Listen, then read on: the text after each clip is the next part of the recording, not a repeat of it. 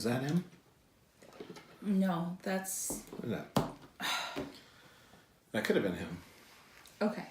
Hi folks, welcome back to Pop Pop Fizzle. I'm Jeff. I'm Heidi. And we're here to talk spoilers for Ant-Man. I promise I didn't hurt Ant-Man in any way. He's still out there fighting the good fight. This is our... Or any of the ants. Or any of the ants. We loved all of the ants, including Antonio Banderas. And Ulysses S. Grant. Grant. Okay, I was trying... Sorry, my history is laughing. We're already into the spoilers, but we will give you just this little bit of space. We are going to talk spoilers for this film. We are going to talk more in depth about it. So if you haven't seen Marvel's Ant-Man and the Wasp, don't watch this. Don't watch this. Hop over to our non-spoiler review. The link for that will be down in the description if you can't find that any other way. But watch that one first, go see the movie, and then jump back over here and watch our spoiler discussion. Yes. I lost my word for a second. All right. Last chance. Last chance. This is it. Okay. All right. Stop the camera. We gotta stop. No. Oh, we have to keep going. We keep going. We go. They go. They don't. I'm confused now. Yeah, unless they... What's the writers do? What does writers do? Yeah. I don't. So, we're going to talk spoilers now. Here we go. All right. Go ahead. You seem like you have something you want to say. I want to say that I am still highly disappointed in audiences. You know you're watching a Marvel film. You're watching a Marvel film and you leave before the credits even start. Be gone. Just go. Just get out. Yeah, everybody should know better. Yeah. I think these are casual movie fans who just don't care about the overall picture. But that doesn't make sense to me. Just go. I don't know why you'd care about Ant-Man if you didn't care about the MCU proper. Yeah. Seems an odd choice to me unless you're just a raging Paul Rudd fan. Maybe. I don't know. And that's possible. But then, people who stayed for the first little thing... Got up and left. And it's not that the second scene, we're not going to talk about that, but it's not like it's a big deal. No. But we knew it was coming, so we didn't leave. And yeah, I mean, whether they're big deals for the rest of the MCU or it's just a fun little thing, they're worth seeing. Yeah, you know? I usually stay even if I haven't heard that there's going to be a scene because I'm always thinking that, well, maybe they showed it to the critics without the scene and they added the scene in. So I always stay anyway just to be safe. That's just me. It's just fun. I'm paranoid. No, I felt like... Okay, fine. Yeah, going into this movie, I had watched, I'll be honest, I'd watched a couple of the non-spoiler reviews from those lucky so-and-sos that got to see it first because they're, actual critics or something. Or just have bigger channels. Yeah, and that's fine. I mean, I would love to be able to do that, but we don't consider ourselves critics. We just talk to you about what we've seen and what we like. I mean, that's different. We're not critically picking apart a film. We're just telling you what we thought about it. We were talking about that. We've gotten better. We actually said this too. We've gotten better about not really discussing the movies on the way home. But also we were talking about other people who review films and we're like, I'm not looking for, highbrow Art Nouveau, which can be nice at times, but sometimes I just want to be entertained. So I'm never giving any sort of big critical sort of like pick apart a movie sort of thing. I just want to tell you guys if I liked something or not. Yeah. Now, if something sticks out to me as particularly dumb or not well thought out or a big plot hole or something, I don't mind talking about that. But I think a lot of times people go in and they expect certain things from a film, and if the film subverts those expectations or does something different, then they get upset about it, or they feel like an opportunity was missed or whatever, then they grade it more harshly. Really, when I'm going into a film, all I'm looking for is to be entertained for a couple of hours, an hour and a half to 2 hours, or 2.5 if you're most of the big budget movies these days. But yeah, that's all I'm looking for. So unless something really has something critically wrong with it, I don't tend to worry about it too much. This movie was fun from start to finish. Heidi mentioned in the non-spoiler review that the pacing was done really well. Mm-hmm. There was never a point in this movie where I felt like, okay, come on, let's get this ball rolling again. Let's get this thing moving. Yeah. I will have to say I was mildly disappointed because if you've seen the trailers, then you've seen a lot of the effects that they were trying to come across with the biggerizing and smallerizing of different things. So I was a little disappointed that there was pretty much everything that I was expecting to see was there, and we had seen it all. Yeah, and that happens with these blockbusters. They release so many trailers. It's a different marketing world than what we're used to. Oh, and speaking of which, for once we didn't actually see the Mission Impossible trailer before this. Yeah, that's true. We've seen it literally every time we've been to the theater for like the last year or something.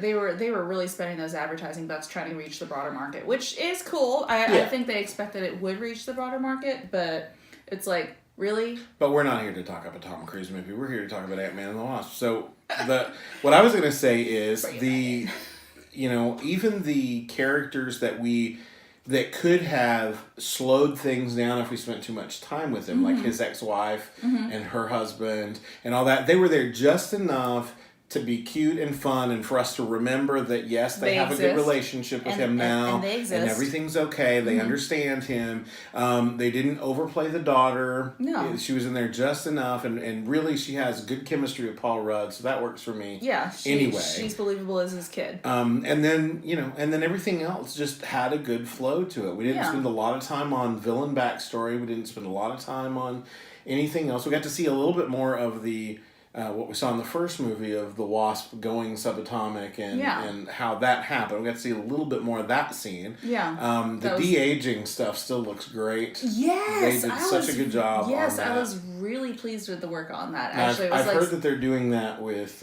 Fury and Coulson for Captain Marvel. I'm so excited and that for should that. be a lot of fun. That's going to be so exciting to see. I mean, it's not like those two are not fun to see on screen. They've aged well anyway. Yeah. Well, I mean, they're both in good shape. They both aged well, so they won't have to do a lot of work, but it'll still be cool to see younger versions of them. Yeah, no, it'll be a lot of fun. I'm looking forward to that. Hey, MCU, yay. Yeah, especially for putting Coulson back in an MCU movie. Come on, this is a good move. This movie chugged right along. I thought it was just as funny, if not funnier, than the first one. Yeah, no, I really enjoyed. I really enjoyed a lot of the humor, and of course, I think the standout humor we're gonna have to say was Luis. Yes. Yeah, and he, they didn't spend too much time with him. Like that didn't bog things down either. No, yeah. We got he and his team in little short snippets. Yeah. Just enough to sell that they were still there. Yeah. And just enough to be useful when the plot needed them. But not distracting. Nothing distracting. Wasn't trying too hard. No. There were a few times in Guardians of the Galaxy 2 where I felt like the humor was trying a little too hard. Yeah. And maybe we but I didn't feel like this movie it was definitely there was nothing over the top. Although I felt like some of the jokes were a little like heavy-handed, like with Hank Pym just kind of like overtly saying to Scott. Thank you. Mm-hmm. Saying to him not to stop looking at his daughter and that sort of thing. Yeah, but I think that was just. But that was only a couple of times. Yeah. And the other thing was I saw another well-respected YouTube critic, won't mention his name, in his review he said that he felt like they made Scott dumb in this movie. And I didn't get that. No. I got that Scott had been out of the game for a couple of years. Yep.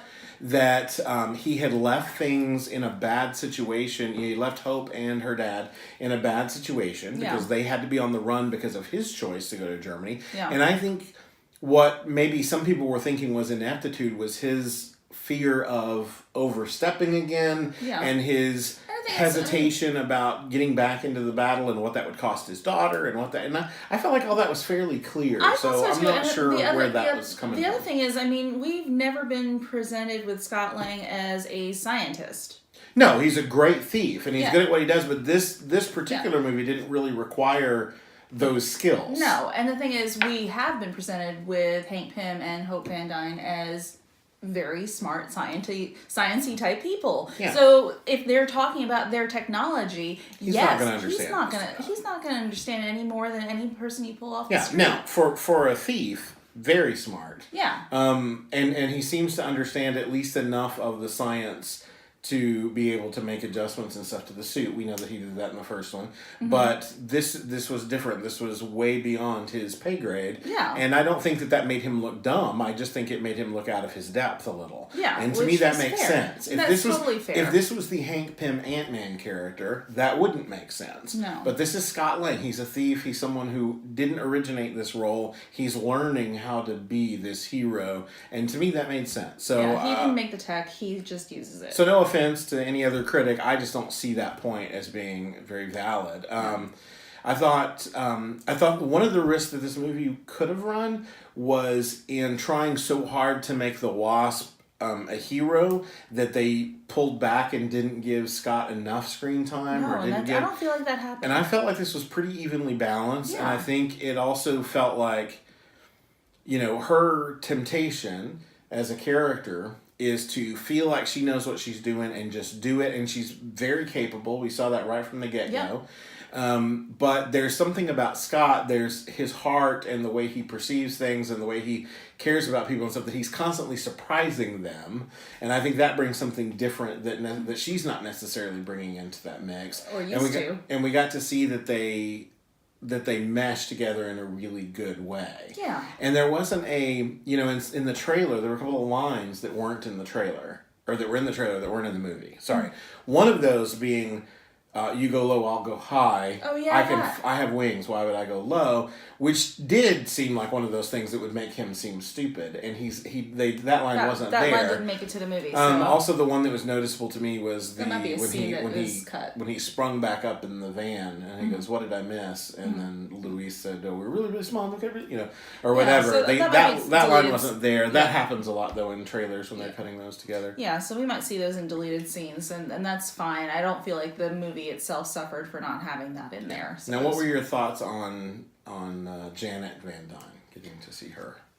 It was cool. I thought it was really cool to see her. I don't know enough about the character to know exactly if she's being portrayed properly, but I felt like she was believable as, Hank Pym's wife, believable as Hope Van Dyne's mother, believable as a scientist, believable as whatever she came out as. I mean, there wasn't anything that I felt like didn't work with the rest of the story. So I was... I thought she was fun. Yeah, and, Michelle Pfeiffer's been popping up a lot lately. I remember when I saw her in Mother that I was like, wow, it's been a minute since I've seen Michelle Pfeiffer. And now it's like she's in the I feel like the last time I saw her was in Batman and that video. Really? Yeah.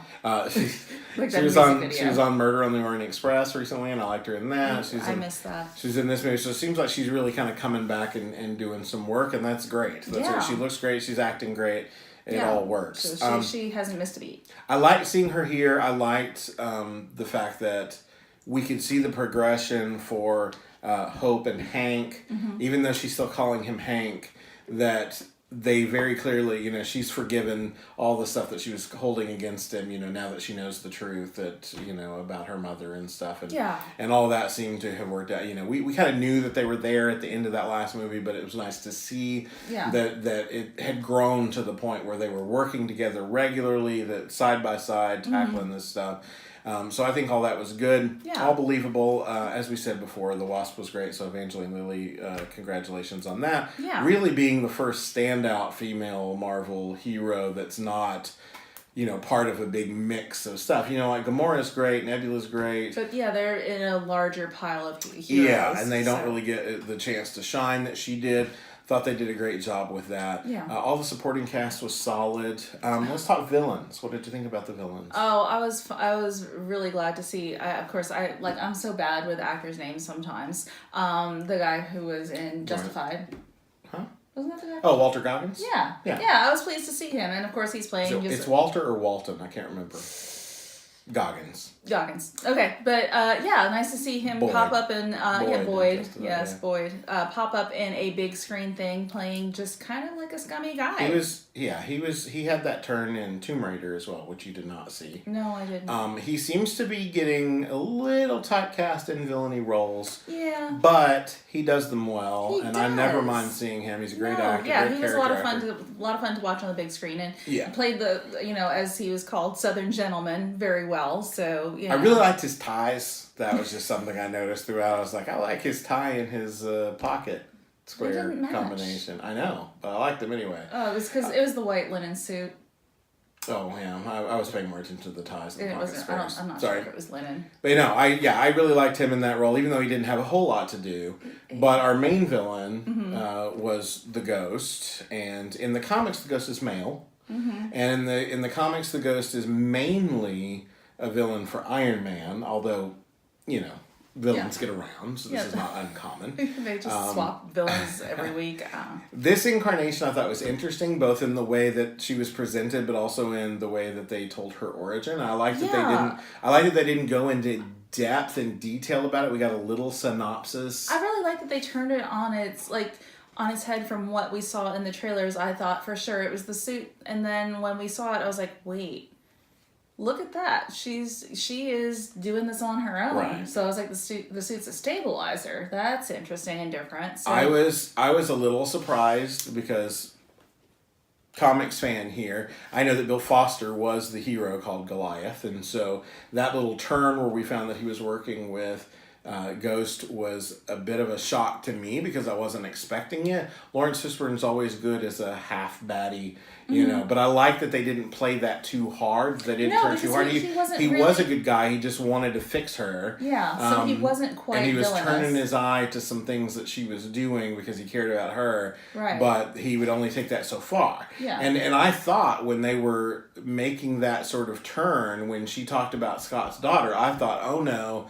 Now this is going to get predictable. They're going to take his kid, and he's going to have to rescue his kid, and it's going to have to be this whole deal. And so we're going to have the Wasp with her dad rescuing the mom. We're going to have Scott rescue his daughter. And then they swerved away from that because he said, no, I won't let you do that. That's not who I want to be. That's not what I'll stand for. And I was like, great. That was a good subversion of what I expected there. I was really happy to hear that. And it made me like him more. I got that he wasn't a fallen shield guy like a Hydra guy. Yeah. He was just a shield guy that lost his, shield went away, and he was like, I've got to do this. I feel responsible. Little more on the edge of the white hats. Yeah, a little bit more. So I like that. And I like the resolution of the villains, too, in that even though she knew she had done terrible things, it was all, how clearly can you be thinking if you feel the way that she described feeling all the time? Yeah.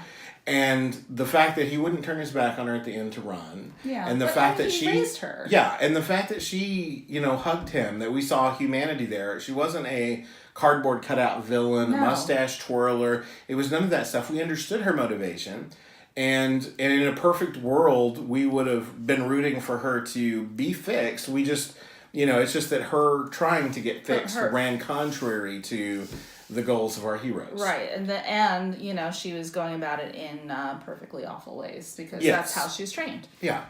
There were several moments, just visual gags that I loved, including the shrinking car, especially the first time we saw it. Yeah, that was awesome. The birds pecking at the hood and all of that stuff. Yeah, that was fun. And then there was also, stuff that we had seen before that we get to see again, getting to see him as Giant Man in this. And, I mean, how big was he at that point? I think he was like 85, something like they said that. I think Hope actually said how big he was and of course we saw the metabolism going out of control there. Which was something that they hinted at in Civil War. But didn't really. When he was like, does anybody have any orange slices or whatever when he keeled over? Yeah. So I like that. I like that he can't do that all the time. I like that there's a cost to that. I like that. Which is probably why we don't see him doing that that often. Right. Which is good. Thank you for being it keeps things believable. Thanks for being realistic in this unreal world. Exactly. But yeah, I like that the villains got help at the end, and that they didn't try to arrest them or do whatever. They kind of let them walk because they understood the motivation. She wasn't Ghost wasn't truly a villain. She was just contrary to what they were trying to do. Yeah, so once Janet fixed that, then she was okay, and they knew she probably wasn't going to cause any more trouble. Nope. So we got that, and then I thought it all wrapped up nicely. Did you have any other thoughts before we get to the end credit stuff? I love the comic relief of Randall Park. Oh, Randall Park. Randall Park as the FBI agent. I thought he was hilarious. I thought that there were just the way he, and that was, the way he. We'd like to stand up anyway, but Yeah. this was a good role for him because it was real underplayed. And I was really, okay, and one more thing, I was really, really, really waiting for more of the magic stuff to pop up, the little sleight of hand. And I get that it kind of did, but I was just like, that wasn't the payoff I was looking for. Although, but it was fun to see Randall Park trying to figure out how to do those card tricks. But I mean, I think the payoff was when he distracted her while they were taking the building back. That was the payoff. I know. He pretended for his suit not to function. He pretended to not be able to fight her and whatever. And so I thought that was a decent payoff for that. I was hoping for a different kind of payoff, like just like actually somebody doing a magic trick. I worried, and this is probably just me from having read too many comics, but when Hank was taking her out of the quantum realm, that I worried that something was so wrong with her that she was going to take a villainous turn at the end. Same.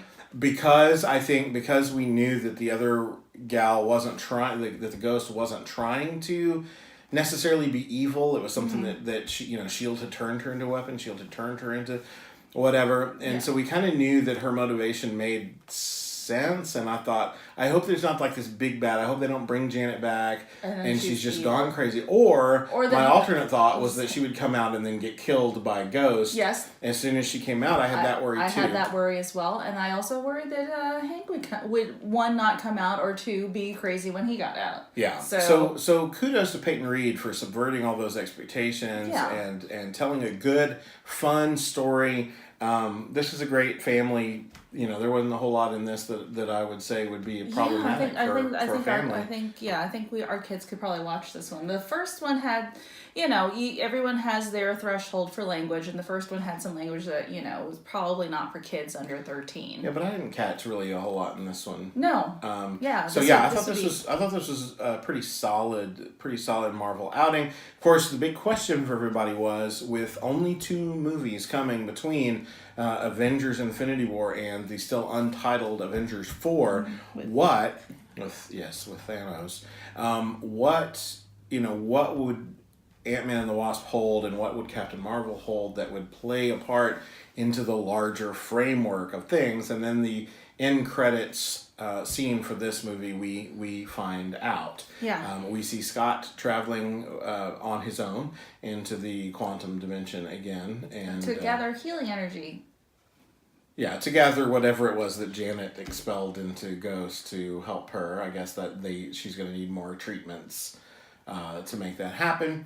So I don't really ask a whole lot of questions about their science either. Yeah, well, I mean, and we've seen both in the Thor movies and in Doctor Strange with the science and magic, and so all of that stuff's kind of tied together. You can call it one thing, you can call it another. And the other thing is, you don't really need to know how it works. You just need to know how it works in the story. Yeah, and we saw, when Strange was having his trip through dimensions, when the Ancient One was opening up his mind, is that we saw like the quantum realm and some of that stuff we saw. Yeah.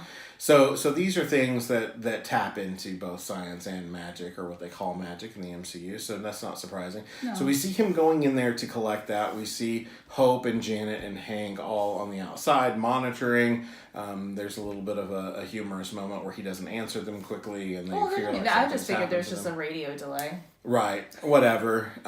So he's in there, he collects the energy that he needs, and then he's like, all right, come on, bring me out. He's all right, and they start counting him back down to come out, and then there's just nothing but static.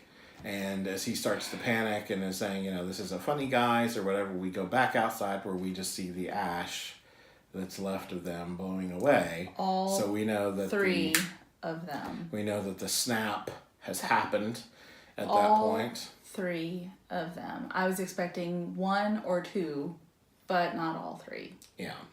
And I mentioned to Heidi, because the one thing that we did say, the one kind of discussion that we had on the way home was me. I said to you that I think the only reason that he didn't go was probably that he was in the quantum realm, that he was unaffected because he was there. He wasn't technically in this universe. And we also theorized that it'll have to be Tony Stark that pulls him out. One thing that didn't happen that we didn't see on screen, if it did happen, was we wondered as we were leaving Avengers Infinity War, was how will Ant-Man play into all of this, and we wondered if his daughter would be one of the ones that got turned into ash. And we don't, I know that the creators have actually said, you know, people who were off screen, they've actually lined up who made it and who didn't make it through the snap, and I don't think she was one of the people that they mentioned. Yeah. So we still don't know her status. Yeah, and I think that as far as, you know, we know going into Avengers 4, whatever it ends up being called, that we have our surviving members from the last movie, plus we know Ant-Man is still there now. Yeah. And we know that Hawkeye will be in that movie, and I have this terrible feeling that that movie may start with Hawkeye's family. And I think that would, you know, he's content to be retired and be doing his own thing. And house arrest. And then that happens. And he's got to get back into the game he gets to fix pulled this back thing. in. Yeah. And while that makes sense to me story wise, it will be hard to watch because it was kind of cool getting to see his family, getting to see that dynamic in Age of Ultron. Yeah. And that would be a sad way for him to have to come back, but I think that'll probably happen. That's just my off the cuff prediction. Just something. I'm hoping it's not his whole family, but it looks like, you know, whole families were just wiped. So, but that's really, I mean, we don't really need to talk about that last scene. No, I just thought that was cute. It's fine. Yeah. You've seen it in the trailer. You know what we're talking about if you actually stayed, so it's fine. Yeah. But all in all, I mean, I felt like it was a solidly built movie. The pacing was great. All the acting was exactly what I would expect. Yeah, totally on point for, you know, the quality level expectation that we have for Marvel movies. They delivered. Yeah. They delivery. And we're going into, this was the third Marvel film of this year. So we got February. We got Black Panther. We got May. We got the Avengers Infinity War. And now we got this in July. So it's been a busy year but we for have Marvel. Nothing else until I think February or March of next year. I believe it's March. I want to say. Something like that for Captain Marvel. And then we'll go from Captain Marvel straight into... So I expect that Captain Marvel will have a lot of lead-in into Avengers. I'm pretty excited about that, though, just because of the teaser at the end of Avengers Infinity War. My eye is driving me crazy. I'm sorry, folks. I keep picking at my eye. I don't know if I've got an eyelash that's loose or what, or if I've got allergies. But it's driving me crazy. I keep trying to look at the camera and I keep getting like blurry stuff. Welcome to Texas. If you don't have allergies, you will. Pretty much, yeah. Anyway, so those are our spoilery thoughts on this film. We both gave it a double pop in our non-spoiler review. Yep. So we highly recommend this film, and we assume that if you've watched this, then you saw it too. So hop down in the comments and let us know what you thought. You know, spoiler discussions should be fair game in the spoiler video in a spoiler review. Section. So no holds barred. You can go ahead and talk about whatever you want to, spoiler wise, in the comments below. Now we got something new that we want to tell you about. We just launched our Patreon page. It is very simple. We're not doing a lot of tiers and a lot of fancy stuff. No. It's just literally $1 a month if you want to be a patron for this channel, and that will give you access to some gag reels and some Q&As and some chance to participate in polls and stuff like that. Sometimes we're actually even sillier. Yeah, off camera. We'll do some polls and things too to let you guys have a say in things that we react to and some things that you want to see from our channel. So that'll help support our channel, help us keep doing what we do, and hopefully you'll get some fun stuff out of it as well. So that's just patreon.com/poppopfizzle. You'll find us there, and we'll put the link in the description below anyway. So that's it for us. If you like this video, be sure and hit that thumbs up and consider subscribing to the channel. We really do love having you around. We're adding a few to our number every day, and we love it. Yeah, we love it. We're still a teeny tiny channel. Teeny. Yeah, we're okay with that, but we love seeing new people joining us every day. That's right, and so many of you have been kind enough to leave comments and all of that, and we love hearing from you. We love participating in those conversations, so thank you so much for that. And if you're already subscribed, hit that bell icon. That way you can be notified the next time we do one of these, and you won't miss anything. Yeah. All right. Until next time, folks. Bye. Bye.